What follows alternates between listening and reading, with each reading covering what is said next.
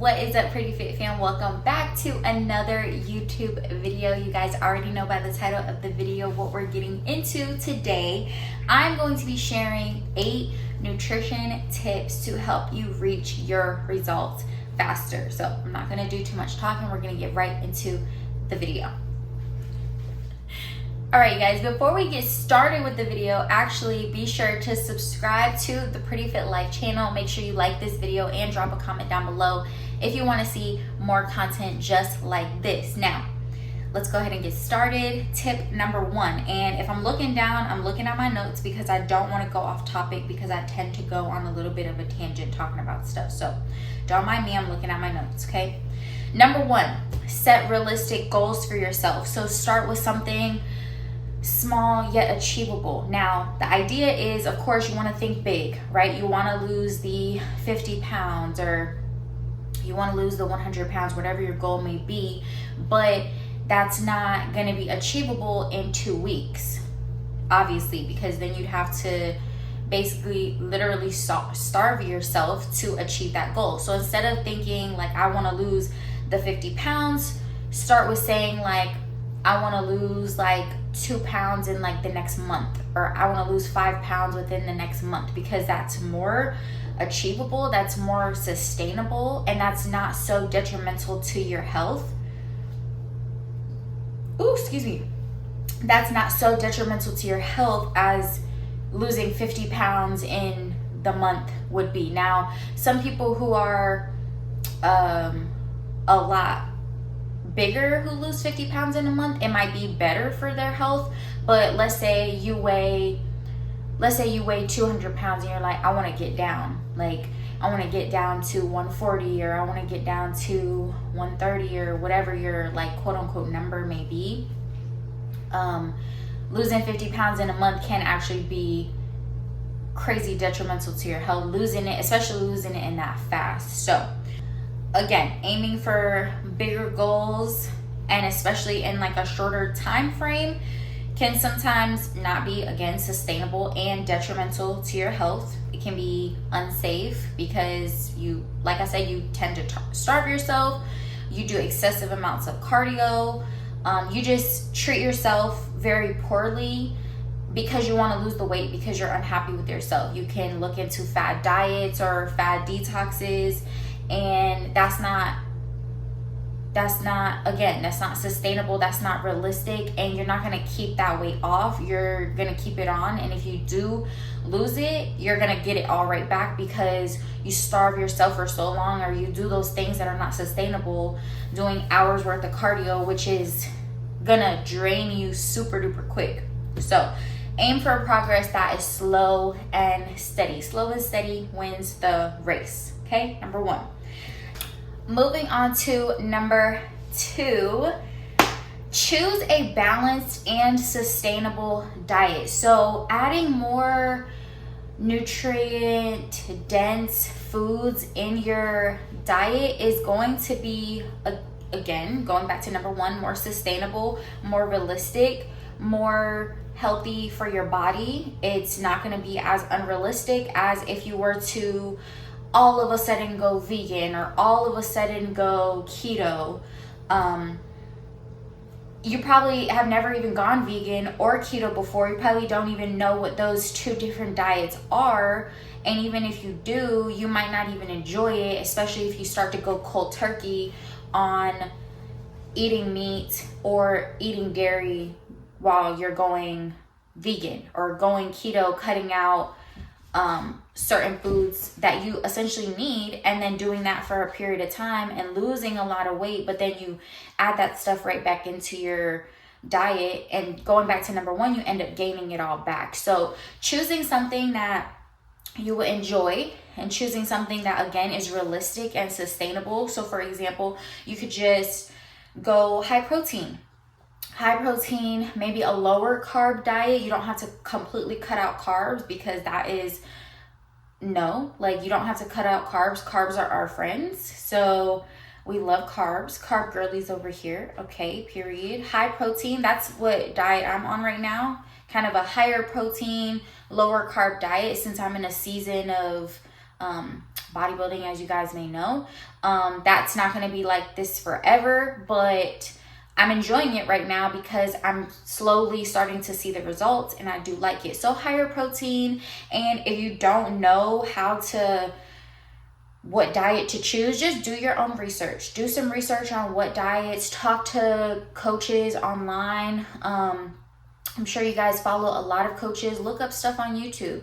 A lot of different diets out there, a lot of different nutrition plans out there, but also do what works for you, because not everything is going to work for you. So like some girlies experience IBS or bloating or gut issues, so some things are not going to work for them. So looking up different things that work for your body and really experimenting on your body, because it's not going to just be like a 90-day change within your body. This is years and years of learning about your body and seeing what works for your body, and then enjoying the process through that. So that's number 2, choosing a balanced diet, nutrition plan that is sustainable. Okay, moving on to number 3. All right, on to number 3, portion control. So this is going to be a huge kind of like under the table tip, because a lot of people tend to miss portion control and they think that they're doing the right thing when in reality they may not. Like they could be eating healthy, but they eat too much of something, and that'll be later in the video as well, but that's another key, is to watch your portions. So being mindful when you're eating. If you're not being mindful what you're eating or how much you're eating, then of course you cause overeating, which of course causes you to gain weight and all the things that you don't want. So some kind of small tips here, maybe try using smaller plates, or consider buying measuring cups for when you're measuring your food or when you're meal prepping, maybe before the week begins or as you're going through the week, buying measuring cups. If you like to kind of just meal prep and just put it all, and then when you take food out, you just take it out, then you can measure it as you're like fixing your food. Because again, portion control is something that is likely to be missed. And another tip when you're going out to eat, like when you're sitting at a restaurant or maybe you're getting like, I don't know, takeout or whatever, start asking for stuff like on the side instead of them putting everything. For instance, the easiest example is a salad. Instead of them putting the dressing, just ask for it on the side, or just ask for extra protein or whatever, ask to take stuff out. Stuff like that, little small changes, asking for stuff on the side, because you can control how much of it you actually have on there, and how much of it you pour on there, because restaurants don't care about our health. They're just trying to make money, truthfully. So you can control how much of it that you eat, but you can still enjoy your time out while you're still on your journey to better health and better nutrition, right? So that's number 3, portion control. Moving on to number 4. Tracking your food. This is kind of controversial in a sense, but because I am a fitness coach, I always recommend trying to track your food. I do it myself, just to make sure that I'm on track with my goals and my eating habits. But you can track your food in a few different ways. So you can track your food using like a journal, just writing out what you're eating every single day, and doing the calculations maybe online. Or you can use an app called MyFitnessPal. Now this is not sponsored, but this is the app that has probably been most normalized as far as tracking your food. MyFitnessPal. This has helped a lot of people, and you shouldn't have to pay for it. I think you pay for it now, like to scan like the back of a package of food or something. Now I think you have to pay for that now to make it easier on tracking. But if you eat pretty consistently, it's easier to just type it in and just go through it that way. But if you eat different things every day, just get to know the app and just, kind of play with it a little bit and familiarize yourself with it, because I know it seems like annoying and tedious, but tracking your food actually can help you become more aware of what you are eating, how much you are eating, or how little you're eating. So this can help you become aware of your eating habits and help you identify where you need to improve. Like, for example, you could go to the gym every single day and work out for an hour and a half, maybe even 2 hours, but then right after the gym, you go and grab some fast food. Like, you go out to eat, like right after, you know what I mean? So one, that's a lot of money, but two, it's also not defeating the purpose. If you're doing it every now and again is okay, because life is all about balance. But if you're doing it every single day, you almost defeat the purpose of your goals and maybe your physique goals. But not only your physique goals, but also your health goals as well, because you just did a lift and maybe cardio, but now you're adding back in McDonald's, which is greasy and fattening. And now you're like playing with your heart, and your heart is like, girl, excuse me, we just did this over here, and now you're going back to this stuff that is not helping you. What are you doing? So something to be mindful of. Also, if you don't know how much to eat, or you don't really know like where to start with that, I always recommend to everybody, this is free game, I always recommend, and I'm pretty sure I said it on my channel before, I always recommend searching on Google macro calculator. If you search macro calculator and you input all of the questionnaire questions that it asks, like your height, your weight, your age, if you want to lose weight or if you want to gain weight, your activity levels, how active you are through the day, meaning like if you have a job that requires you to be outside in the hot or in the cold and you're moving around, or if you work like a desk job and you sit majority of the day, questions like that. Also, how many times a week how many times a week you work out, things like that. It'll calculate all of your calories as well as your macros. I've gone the direction of macros with clients better, because protein and carbs and fat, it's a little bit better direction, because just hitting your calories, you can just hit your calories with like Chick-fil-A or Chipotle or McDonald's. Like, you can just hit your calories and that be one meal in the day. But if you're focused on macros now, in my opinion, if you're focused on macros now, you're more conscious of, okay, I have to make sure I have protein in my meal, because protein is always going to be, well, not always, but protein and carbs are always going to be a little bit higher.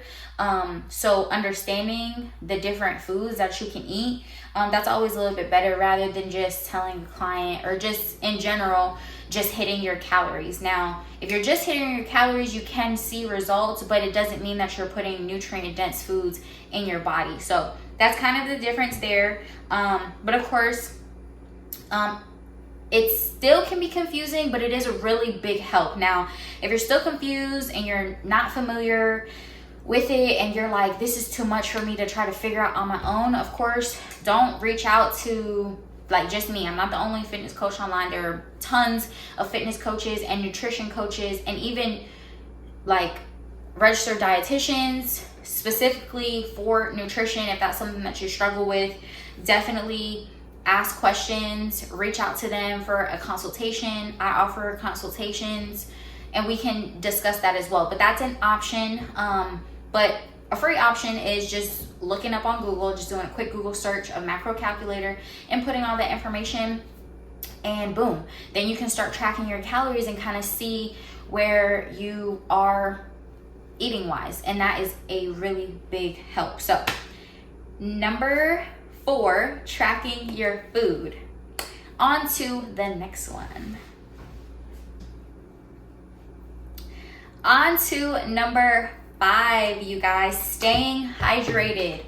Boom. Look, big water. Now, you don't have to drink as much water as I am drinking. My goals are clearly different, but water has so many benefits to your health. It not only aids in weight loss, of course, but it also helps with the fullness feeling, so you're not tempted to overeat.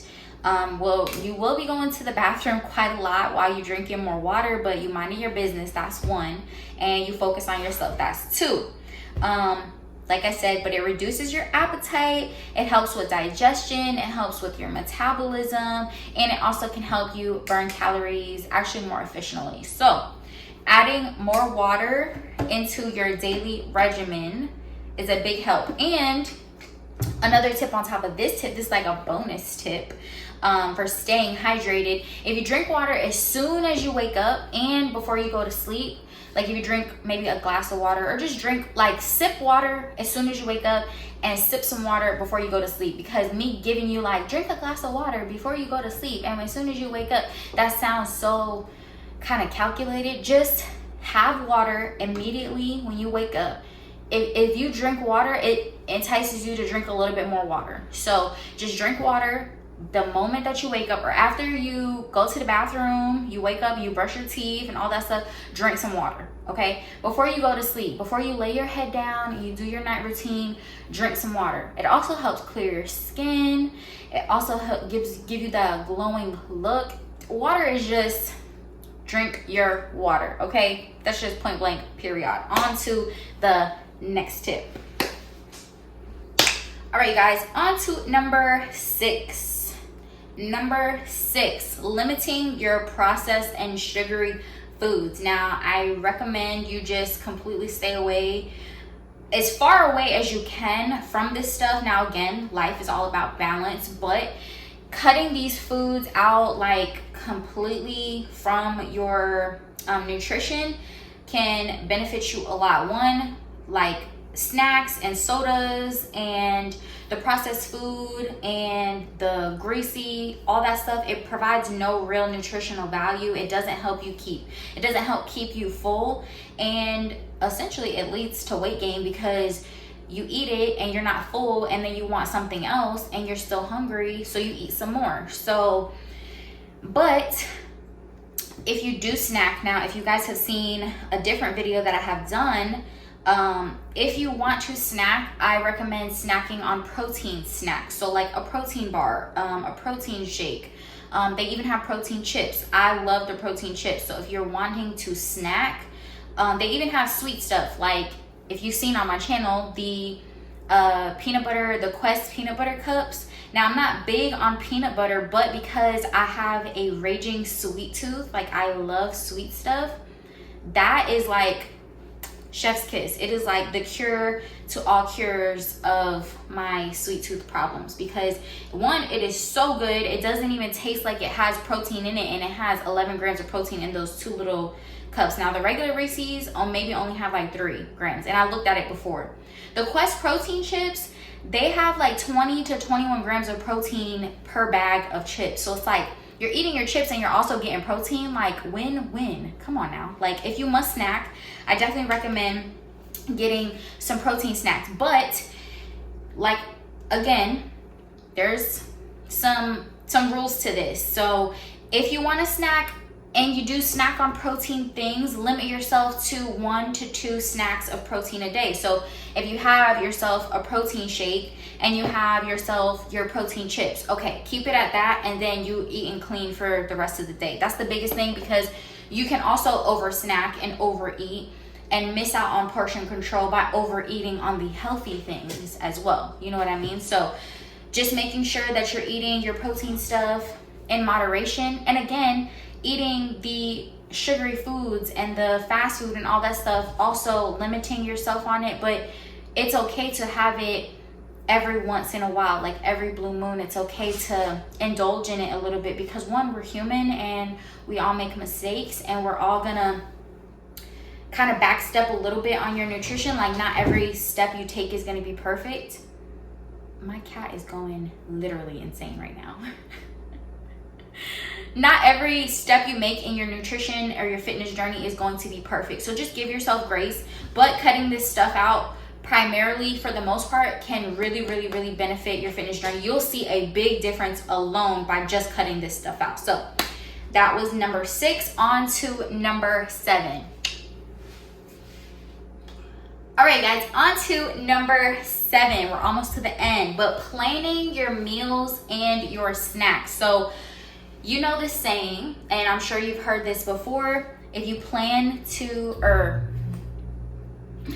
If you fail to plan, you plan to fail. So planning your meals and your snacks before the week even begins is gonna benefit you in so many different ways, because one, you already know what you're eating every single day of the week, or for the next 1 to 2, maybe 3 days if you don't meal plan for the whole week. So you're not impulsively buying food. So you're not like, I'm hungry right now, I'm gonna go to Wawa right up the street to buy something, or I'm gonna go to, or after the gym you're like, dang, I don't have dinner at the house, let me just go to Chipotle really quick. And Chipotle can tack on a lot of calories. Now, I love Chipotle sent me a check, but you know, it's sometimes if you're eating that stuff every day, Chipotle can add on a lot of calories to your diet, especially if you got into the end of your day and you eat Chipotle. Like for me, my bowl could be like 1,000 calories because I get the rice and the double meat, and you know, the lettuce, the guac, that, you know, all that stuff, and it's a lot in a bowl. So it's good, it's quality food, but it's just a lot of calories. So but Chipotle sent me a check because I love Chipotle. But it doesn't, planning your meals, you guys, it doesn't force you, or it doesn't leave you in a spot to like make bad choices with your nutrition. When you know you have a goal, you're not like, you're more disciplined to be like, okay, well, I have this food, let me just eat it, and then maybe I just have a cheat meal this weekend on what I really do want to eat. You know what I mean? So if you plan your meals, you don't have to think about what you're eating next, where it's gonna come from, because it's already ready for you to go. So planning your meals and your snacks, keeping it tight and being very disciplined with your meal plan, if you do have a meal plan, or just with your nutrition in general. Now, you don't have to be super strict, but when you plan your meals, you don't have to think, you guys. Like, you don't have to think, okay? On to the last tip. Let's go. All right, guys, last and finally not least, staying consistent. I know it's super like, it's easier said than done, but continuously starting over, which is what I try to tell people, is not benefiting you either. Like, you start over at the beginning of the year, you stop come February, and then you start over like February 15th, like after Valentine's Day or something. Like, it's not benefiting you to continuously start over. Just stay on track with your goals. Again, like I said a couple points ago, just give yourself some grace. Give yourself grace, because you'll end up getting to your goals a lot faster by just staying on track. And like I said, you might backstep or backslide maybe like a couple of days, or you might just have a bad week. It's fine. Don't count that as, oh, I just messed up all my progress. No, you didn't. I promise you didn't, because if you messed up your progress in one way, I'm sure you didn't mess it up in another way. So you probably were still drinking your water. You probably were still hitting the gym, but maybe your nutrition was not that good that week. So just giving yourself grace,